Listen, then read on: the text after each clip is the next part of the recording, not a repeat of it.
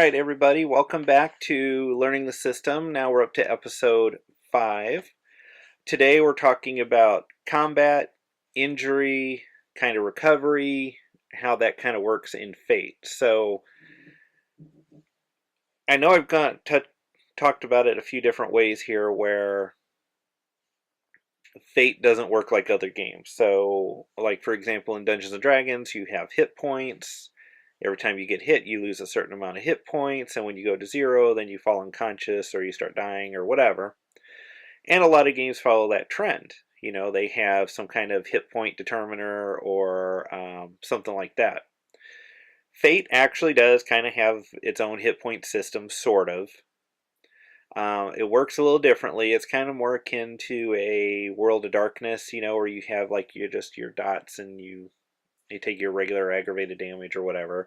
It's similar-ish to that, if you're familiar with it. But, of course, it puts a Fate spin on it, too. So, just to kind of go over combat here. So, combat basically is using the attack or defend action, or I suppose the overcome action if it's somebody who doesn't know what's going on. Like, for example, if, say, I want to shoot somebody, and say it's a guard over there and he's got his back to me and he has no clue I'm here. Well, he wouldn't actively get to defend that because he doesn't know the attack's coming. So in that situation, you might just go with the standard overcome action, set a base difficulty of 2 or 3 or whatever, and just resolve the roll. You know, if you beat it, then of course you might get your boost or whatnot, and then of course you may also do damage.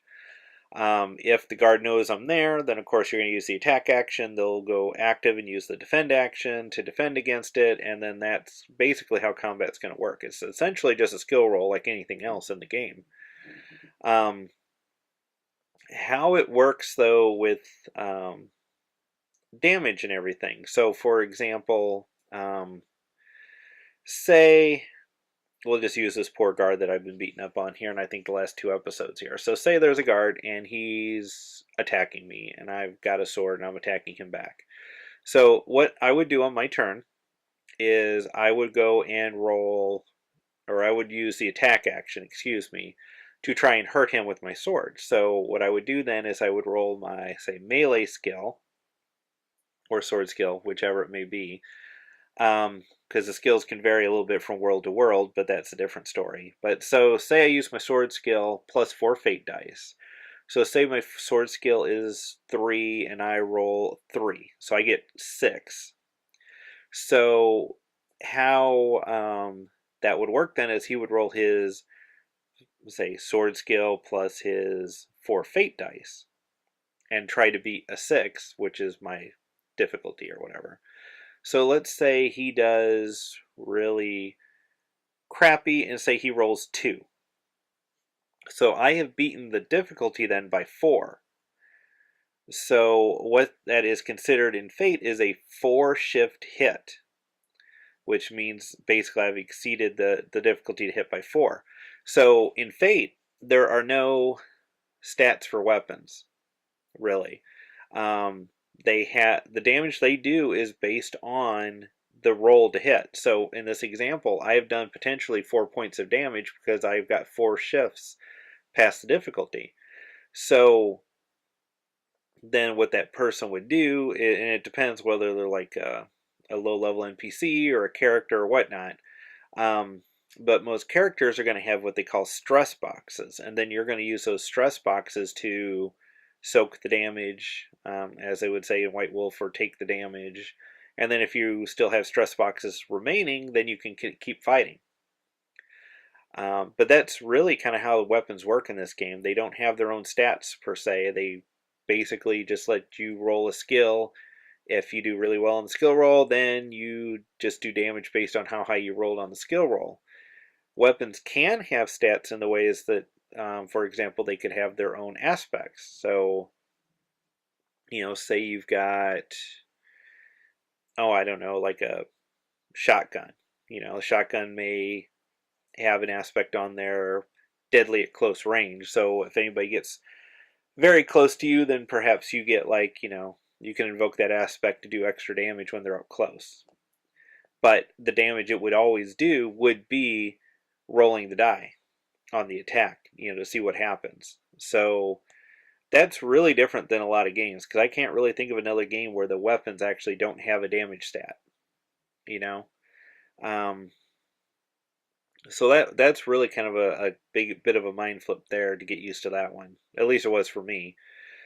So basically, then you shoot.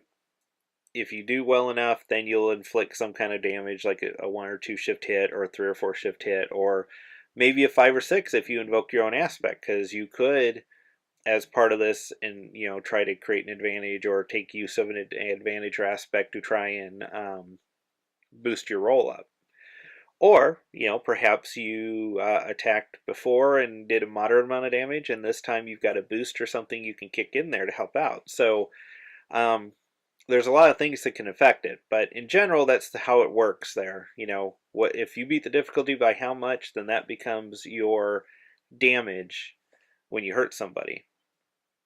Now, as far as how characters take damage, there are two bars, tracks, I guess, if you want to call it, at the bottom of the character sheet. They're called stress. You have a physical stress and a mental stress. So, if you're psychically attacked, you take it under mental. If you're tortured or harried or something where they want to throw you off, then you would use mental. Where if you're physically attacking or doing something that's going to intentionally cause physical harm, then you're using the physical stress. So it kind of depends on the kind of attack you take, which one it uses. They're not interchangeable, so you can't take a physical on a mental or whatever, and either one could knock you out. So, for example, let's say I have 2 stress boxes, a number 1 and a 2. The way the stress work is, the boxes can be numbered up 1 through 4. Most characters will start with a 1 and a 2 box. Okay, so say I get hit and I take 1 shift of damage, so 1 point. Then what I would do on my character sheet is I would cross off the stress with 1 by it, because it absorbed 1 point of damage. And then I've got a 2-point stress box to keep me in the fight. Okay. Or, say I take 2 points of damage instead. Well, my 1-point box is not enough to take 2 points of damage, so I have to take the 2 stress box to absorb that hit, but I still have my 1 stress box left. So I have to be very careful, because I'm pretty hurt already. So that kind of creates an interesting dynamic in it, and there are no attributes, like there's no strength or constitution or anything like that. So your skills, like if you take certain skills, they may give you more stress boxes, just because if you're athletic, you may have just a better build body or something where you can take more physical damage. So that's a little different there too. So with the damage coming in and then the stress boxes, that's kind of like the primary way injury works. Now you do have another option when it comes to damage and staying in the fight. They have what's called consequences. So the consequences work as mild, moderate, and severe, and then they're numbered 2, 4, and 6. So say I've been hit and I've lost my 2 shift stress box, right? So I only have my 1-point box left, and I get hit for 3 points of damage, right? If I let that stress box fill up, then I may be out for the fight. What I can do instead of taking it as stress is I could take it as a consequence. So 3 hits, and I only had a stress box that could absorb 1 point of damage left. So I have these 3 points of damage that I have to figure out what am I going to do to absorb them to keep me in the fight, because if I use up all my stress, I may pass out and then I'm out of the fight. So what you do then is use your consequences. So as I was saying, you have a 2, a 4, and a 6 box, and they work just like the stress. So I have 3 points, so I can't use the 2. 2 would only absorb 2 points of it, and I'd have 1 point left over. And it would be silly to use up the 2 and the 4. So what I could do is I could have the 4-point box absorb the entire amount of the hit. So the 3 points would be used up by that 4-point box, because you can always use a higher one to take, you know, uh, damage when it kind of goes through. Um, so a consequence is basically an aspect that gets attached to your character. So in that way, it would be like you're permanently hurt. So like say you get into a fight and you take a 3-point consequence, or 3 points, and it's your 4-point consequence. So it's pretty moderate. So it's something that's going to stick around for a while. Well, say you got attacked by an orc, and he hit you with his club, and you weren't able to defend yourself sufficiently, so you got hit in the arm. So a moderate consequence would be an aspect attached to your character for the rest of the uh, adventure plot or whatever. Would be, say, fractured arm, like he cracked the bone, and so it's attached to your character now, so anybody else going forward for the rest of the story could invoke that to get an advantage against you because your arm's been like very hurt. Stress, it all comes back to you after the scene's over. So if you get through the fight, you get a few minutes to breathe, your stress, you just melts away and you get back to your normal self and you can move on. But consequences stick around basically until the adventure is over, or until that, plot line or whatever you want to call it is done. So consequences are very very big deal here, because they can change how your character acts and does stuff the rest of the game, or at least until the next story happens, which is a lot different than like D&D and other games where you're hurt and then you heal and then you're just back to normal and you move on, and one fight doesn't really affect the next. But in this one, I've got gash across my gut, I've broken an arm, I sprained my ankle, I can't see out of one eye because I got hit really hard in the head, or there's some lasting injuries that can happen and affect you for multiple scenes after this. The one last thing with taking damage is there's one last thing you can do. So like say, like in Star Wars, for example, say you're raiding this Imperial base and you come around the corner and you run into stormtroopers with one of those heavy blaster cannons, right? And they roll ungodly and shoot you right in the chest, and you take like a 7 shift hit, right? Which is more than all your consequences. It's more than your stress. I mean, you were in serious trouble. What you could do in that case is you could take an extreme consequence. An extreme consequence is worth 8 points, 8 shifts, so it can take an enormous hit, right? This is like your Hail Mary to stay alive in whatever situation. So say you do an extreme consequence. Now, it works just the same as other consequences for the most part. It's taking an aspect and adding it to your character. But here's the thing, it changes one of your permanent aspects. Not your like high concept one, but like say, like dashing good looks or something. Say that was one of your character aspects where you could just use it on charisma rolls or diplomacy or whatever, that you're just dashingly good looking. Well, you take that 7-point shift as an extreme consequence. Well, unfortunately, you got shot in the face and half your face is scarred. So now that handsome good looks is gone and it's replaced with scarred. And then that pretty much is a new part of your character for a long, long time, because that's permanently attached to your character. I mean, that's worse than a normal consequence, which would, if nothing else, drop off at the end of like the big plot.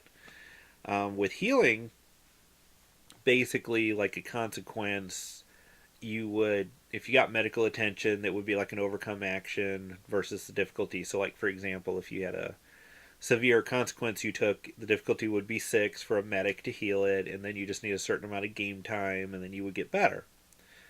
Or if it went between overarching plots, like say episode Empire Strikes Back is over and we're going to go into the next one. Well, Luke had a bunch of consequences because he had his hand cut off. But in the next movie, there's an unspecified amount of time in between, so all that's healed, and he's just moved on. Um, Although a good example there would be that at the end of Empire Strikes Back, Luke took the extreme consequence of had his hand chopped off. See, where that became a permanent part of his character, and then in the next movie, say Return of the Jedi, then he would have the aspect would have been at the end of Empire that he lost his hand, but in Return of the Jedi, his that aspect could have been modified to say has a prosthetic hand, so that way it could get damaged, or there's other things you could do with it there story wise. So normal consequences they heal over periods of time. Extreme consequence, which you only get to do like once the entire plot line, like the whole plot story, basically you get one extreme consequence and it permanently affects your character, um, which is really kind of interesting, because if you're any type of character, and you go and you get something happens that you weren't expecting it, and then all of a sudden you're like, wow, I'm burned, my arm's horribly burned, or or maybe it was mental, like maybe you saw your family die and now you've got this like aspect that's, instead of being happy-go-lucky, now that you're kind of like withdrawn or something because you have all the stress of seeing your family die. I mean, it really adds something to the game that your character can permanently be affected by the adventures if they go like horribly wrong and stuff. So it's a really interesting aspect into the game.